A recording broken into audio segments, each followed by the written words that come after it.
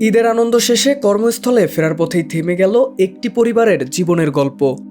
কুমিল্লার কালাকচুয়া এলাকায় মর্মান্তিক সড়ক দুর্ঘটনায় মাদ্রাসা শিক্ষক মুফতি আব্দুল মমিন তার স্ত্রী ও 2 সন্তান সহ প্রাণ হারিয়েছেন।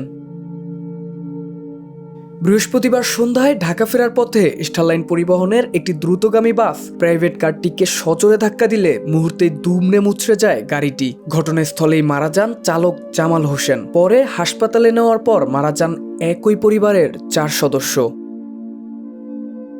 নিহতরা হলেন নোয়াখালী সেনবাগ উপজেলার মুফতি আব্দুল মমিন, তার স্ত্রী ঝর্ণা বেগম, ছেলে সাইফ ও মেয়ে লাবিবা। গুরুতর আহত হয়েছেন তাদের আরেক ছেলে আবরার, যিনি কুমিল্লার ময়নামতি আর্মি জেনারেল হাসপাতালে চিকিৎসাধীন।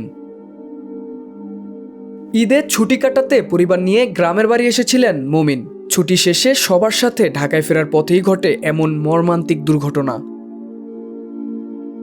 শুক্রবার বাদ জুমা লক্ষ্মীপুরের চরশাহী ইউনিয়নের তিতারকান্দি গ্রামে জানাজা শেষে পাশাপাশি 4টি কবরে দাফন করা হবে তাদের। ইতোমধ্যে কবর খোঁড়ার কাজ শেষ হয়েছে।